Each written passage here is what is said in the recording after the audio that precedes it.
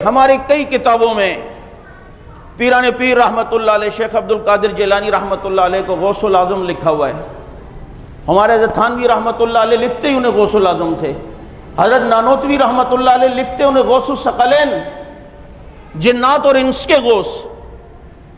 تو کبھی کوئی مجھ سے سوال کرتا تھا کہ حضرت غوث کا مطلب تو فریادوں کو سننے والا، اعظم کا مطلب ہوتا ہے سب سے بڑا، تو غوث العظم کا مطلب تو ہوا سب سے بڑا فریادوں کو سننے والا۔ تو یہ لفظ کہنا شرک نہیں ہے؟ سب سے بڑا فریادوں کو سننے والا تو اللہ ہے۔ تو میں انہیں سوال کے جواب دے دیتا تھا، لیکن خود وہ تو مطمئن ہوتا تھا، میں اندر سے مطمئن نہیں ہوتا تھا، وہ میری نظر میں وہ چیز گزری نہیں تھی۔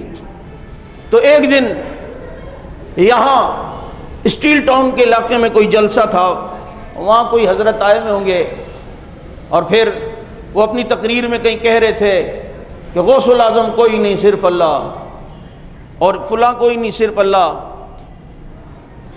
تو وہ کہا ہوگا؟ تو یہاں مولانا عبد الغفور ندیم شہید رحمۃ اللہ علیہ کے پاس حضرت حیدری شہید رحمۃ اللہ علیہ آئے تھے اس کمرے میں اوپر، تو میں بھی حضرت سے ملنے آیا ہوا۔ تو حضرت غسل کر کے نکلے تھے، کنگا کر رہے تھے حضرت حیدری شہید۔ تو کنگا کرتے ہوئے ندیم صاحب کو کہنے لگے، دیکھا کل شیخ صاحب غوث العظم کوئی نہیں صرف اللہ۔ وہ سٹائل مجھے بھی یاد ہے، زلفوں کو سنوار رہے ہیں۔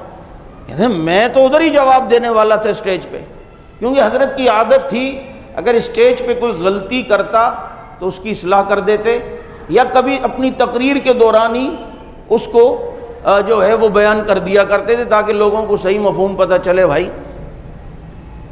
کہتے ہیں کسی وقت حضرت کی طبیعت خراب تھی اور کہا کہ میں آج بیان نہیں کروں گا، صرف دعا۔ اب حیدری شہید کہہ دیں تو اب انہیں تو زبردستی نہیں کر سکتے نا، یہ تو ہم جیسے سیدھے سادھے تم لوگوں کو ملے، نہیں حضرت بس بھلے آپ ڈرپ لگائیں لیکن ادھر آ کر جو نا ٹرپ ضرور لگائیں۔ حضرت کو تو اللہ نے جمال اور جلال دونوں دیے تھے، اب کون انہیں زبردستی کرے؟ نہیں کہا نہیں کرنا۔ اب جہاں سے بیان کی آواز آ رہی تھی، حضرت جو بیٹھے ہوئے تھے جس کمرے میں، تو آواز آ رہی تھی، وہاں کوئی خطیب کہہ رہا تھا کہ نبیوں کا استاد اللہ کے سوا کوئی نہیں ہوتا، نبی براہ راست اللہ کے شاگرد ہوتے ہیں۔ تو ایک دم حضرت اٹھے اور کہتے بیان کروں گا، اور گئے اور بیان میں کہا سنو بھائی، نبیوں کے استاد اللہ کے سوا کوئی نہیں ہوتے، یہ خصوصیت رسول اللہ صلی اللہ علیہ وسلم کی، یہ باقی انبیاء کے لیے ضروری نہیں ہے۔ آج بھی خطیب یہ کہتے ہیں نا، باقی انبیاء کے لیے ضروری نہیں ہے۔ کیا اسماعیل علیہ السلام نے حضرت ابراہیم سے نہیں سیکھا؟ حضرت یوسف نے حضرت داؤد علیہ السلام سے نہیں، حضرت یعقوب علیہ السلام سے نہیں سیکھا؟ حضرت سلیمان حضرت داؤد کے شاگرد نہیں تھے؟ حضرت ہارون حضرت موسیٰ کے شاگرد نہیں تھے؟ کہا یہ خصوصیت رسول اللہ صلی اللہ علیہ وسلم کی ہے، باقی انبیاء کے لیے ضروری نہیں ہے، ان کے دنیا میں بھی استاد ہو سکتے، یوں اصلاح کرتے۔ تو فرمانے لگے کہ جی وہ دیکھا کل حضرت کہہ رہے تھے غوث العظم کوئی نہیں صرف اللہ۔ تو ایک دم میرے کان کھڑے ہو گئے کہ یہ اشکال تو میرے ذہن میں بھی تھا۔ تو میں نے کہا حضرت کہ اللہ کے علاوہ غوث العظم کسی کو کہنا ٹھیک ہے، غوث کا مطلب تو فریاد رس، اعظم کا مطلب سب سے بڑا۔ تو یوں مجھے دیکھ کے کہتے ہیں سمجھنا، فرمایا صدیق اکبر کون ہے؟ میں نے کہا ابو بکر صدیق۔ کیا کیوں؟ صدیق کا مطلب سب سے بڑا سچا، اور اکبر کا مطلب سب سے بڑا، تو سب سے بڑا سچا اللہ ہے یا صدیق اکبر ہے؟ مجھے کہا فاروق اعظم کون ہے؟ میں نے کہا حضرت عمر کو کہتے ہیں۔ کیوں؟ فاروق کا مطلب حق باطل میں فرق کرنے والا، اعظم کا مطلب ہوتا ہے سب سے بڑا، تو سب سے بڑا حق باطل میں فرق کرنے والا تو اللہ ہے۔ چلو مخلوق میں اگر لے لو تو آپ صلی اللہ علیہ وسلم کی ذات ہے، عمر کو کیوں کہتے ہو؟ میں نے کہا حضرت کیا مطلب؟ فرمایا بھائی وہ غوث العظم اس کا ہم لغوی معنی نہیں لیتے، اس کا ہم اصطلاحی معنی لیتے ہیں۔ جیسے یہاں صدیق اکبر، فاروق اعظم، یہ لغوی معنی کے اعتبار سے نہیں ہے، بلکہ صدیقیت مخلوق میں انبیاء کے بعد ایک مقام کا نام ہے، اللہ وہ مقام جس کو دے، چنانچہ اس مقام میں جو سب سے اوپر نظر آتا ہے انبیاء کے بعد مخلوق میں، وہ ابو بکر ہیں، تو اس لیے باقی مخلوق کی بنسبت انہیں صدیق اکبر کہہ دیا جاتا ہے۔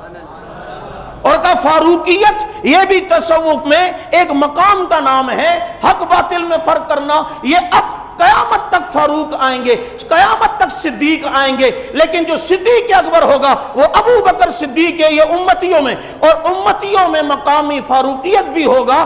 کئی آئیں گے جو حق باطل میں تمیز کر کے رکھ دیں گے. مجدد الفسانی بھی تو فاروق ہے, عطا اللہ شاہ بخاری بھی تو فاروق ہے, حق نواز جھنگوی بھی تو فاروق ہے. اب کئی آئیں گے, لیکن امتیوں میں یہ مقام کا سلسلہ ہے جو نبی نے دیا ہے. چنانچہ اس میں امتیوں میں اس مقام فاروقیت پہ جو سب سے اوپر نظر آتا ہے دنیا اسے فاروق اعظم عمر فاروق کہتی ہے.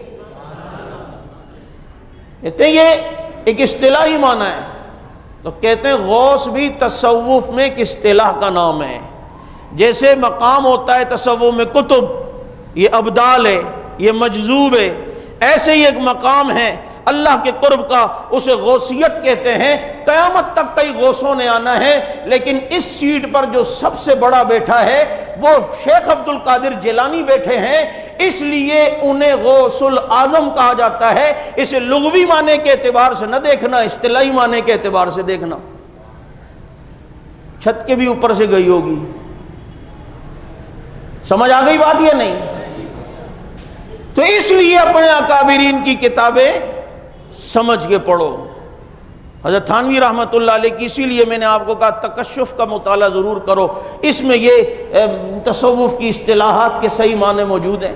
کیونکہ حضرت تھانوی رحمۃ اللہ علیہ خود کتنے بڑے ولی, ہمارے یہ اکابرین علماء دیوبند کم ولی تھے اور ہیں